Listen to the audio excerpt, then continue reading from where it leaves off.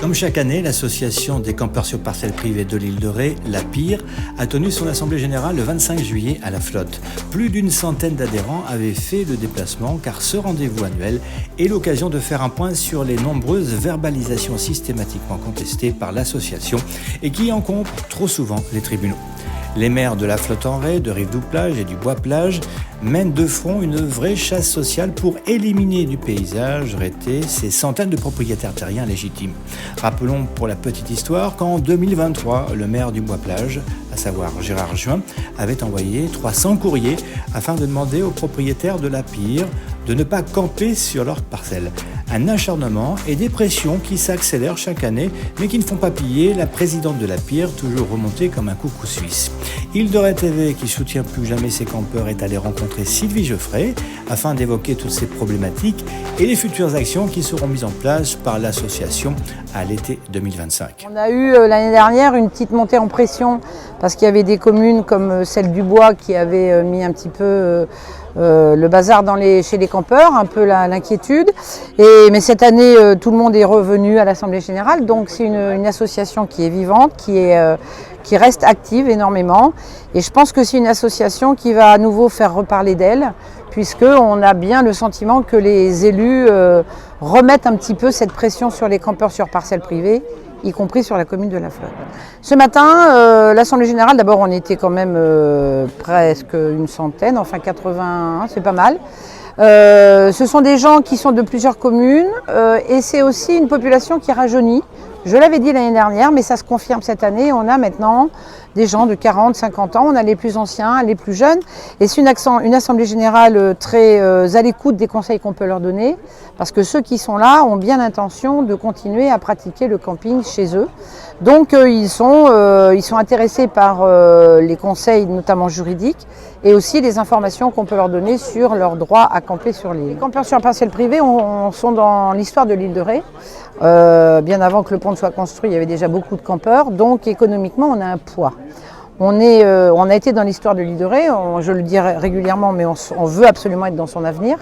Et effectivement, non seulement économiquement on est présent, parce que les commerçants vous le disent.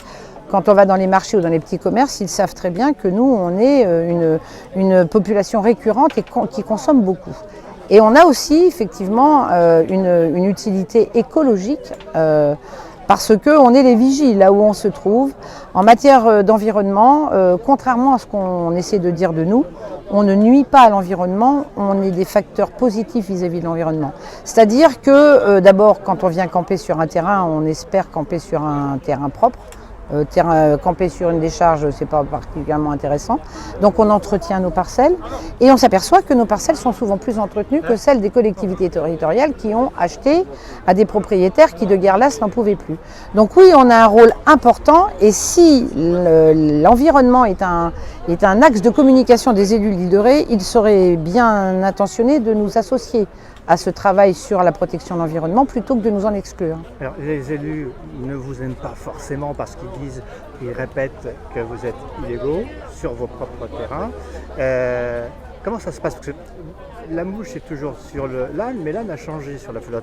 Est-ce que ça a apporté des améliorations ou est-ce que la situation n'a pas changé du tout? Alors je pense que finalement la lignée des ânes se reproduit. Et que monsieur le maire de la Flotte a apparemment, puisqu'il a envoyé son garde champêtre nous le dire, décidé de mettre en place une mesure de verbalisation. Donc oui, effectivement, on a des élus locaux qui, d'une manière récurrente, ne voient que le côté interdit. Ils ne veulent pas s'engager, nous on est là pour ça, pour travailler, pour leur prouver qu'on peut se mettre autour d'une table. La loi permet par des voies de dérogation qu'on puisse travailler et qu'on puisse vivre sur nos terrains. Moi, je connais en France, puisque la Fédération française de camping sur parcelles privées, dont je suis la présidente, agit dans ce domaine-là. Il y a dans le Morbihan des solutions qui ont été trouvées dans des sites bien au moins autant classés que les nôtres. Alors justement, qu'est-ce qui explique que ces élus refusent de voir ces solutions, ces possibilités, en tous les cas, de solutionner ce problème? Peut-être une question d'image, dirons-nous. Peut-être une question on n'est pas assez bling-bling, peut-être. Vous ne cadrez plus dans l'île de Ré? J'ai bien peur. C'est-à-dire que tant qu'il n'y avait pas le pont et qu'il fallait faire 4 heures ou 5 heures de queue, les stars du showbiz ne venaient pas toutes en hélicoptère, donc ça ne les intéressait pas. Maintenant que on peut passer le pont, et ben c'est devenu un territoire bien plus attractif pour les gens qui ont beaucoup d'argent. Il faut voir l'envolée des prix du mètre carré constructible. Donc nous, effectivement, la mixité dans l'île de Ré, ça n'existe pas. Il y a 3 logements sociaux, voilà, ils sont contents, ils ont fait 3 logements sociaux. Ah, la mixité est là, pas du tout. Dans l'île de Ré, c'est un camp réservé aux riches. Et apparemment, on n'est pas dans l'image qu'ils veulent donner de l'île de Ré. Alors justement, l'image que M6 a voulu donner en faisant un reportage sur votre association était d'un parti pris qui effectivement ne vous mettait pas en valeur, ce qui est réellement la pire. Alors expliquez-nous un petit peu votre point de vue là-dessus. Oui, parce que c'est un reportage qui a surtout pointé le fait qu'on était illégaux. Et qu'on était verbalisé, on a vu le garde champêtre aller verbaliser, enfin tout au moins annoncer une verbalisation. Et ce qu'on n'a pas aimé dans cette démarche du reportage, c'est qu'on ne mette pas en évidence la possibilité légale de trouver une solution. Et c'est et notre action positive sur l'environnement. Oui, effectivement, on a des élus locaux qui veulent absolument nous rejeter. Ils ont tort. Ils ont tort à plein de points de vue. Économiquement, socialement, écologiquement, avoir les campeurs sur sa commune, c'est un plus. Ils ne veulent pas l'entendre parce qu'ils sont dans une démarche de valorisation, de monétisation de tout. Bon voilà, nous, ce qui est certain, c'est qu'on n'est pas parti.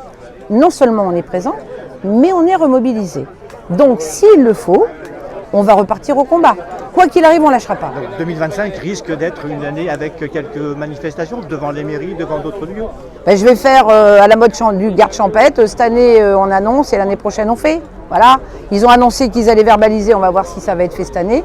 Mais nous, on annonce qu'on remet les rangs en ordre et que si c'est nécessaire, on va repartir dans une démarche offensive. Alors quelques petits conseils pour ceux qui sont propriétaires sur parcelles privées, qui ne connaîtraient pas bien la loi. Quand la police municipale, la gendarmerie vient constater le délit entre guillemets sur son propre terrain, propre propriétaire, qu'est-ce qu'il faut faire? Rien. Il ne faut rien dire. On est chez nous, ils n'ont pas le droit de nous demander de partir, ils n'ont pas le droit d'entrer sur un terrain tant qu'ils n'ont pas de documents express les y autorisant. S'ils considèrent qu'on est en infraction, ils doivent seulement dresser procès verbal, c'est tout. Et nous, on n'est pas obligé de répondre à leurs questions. C'est leur boulot. Ils doivent prouver qu'on est en infraction. Ils dressent procès verbal. Et après, on ira devant les tribunaux. On a une avocate pour ça. La chasse sociale contre les campeurs sur parcelles privées s'accentue sur l'île de Ré chaque année, mais vous l'avez entendu, Sylvie Geoffrey ne se résigne pas et je dirais même plus qu'elle mobilise ses troupes pour l'année prochaine puisqu'elle sera en retraite et donc plus disponible pour engager des actions pacifiques sur l'île de Ré. Je terminerai en soulignant qu'il existe certaines parcelles privées sur notre beau territoire, laissées à l'abandon, qui ressemblent à des décharges à ciel ouvert. Celles-ci n'appartiennent pas à des campeurs de la Pire, non. Et pourtant, ces terrains souillés n'interpellent pas vraiment les élus concernés. Je trouve cette attitude très surprenante, voire même irresponsable, car un départ de feu est toujours à craindre, avec de graves conséquences pour la nature, bien entendu. Ce reportage a été réalisé par Stéphane Nadous pour Île de Ré TV et Radio Île de Ré.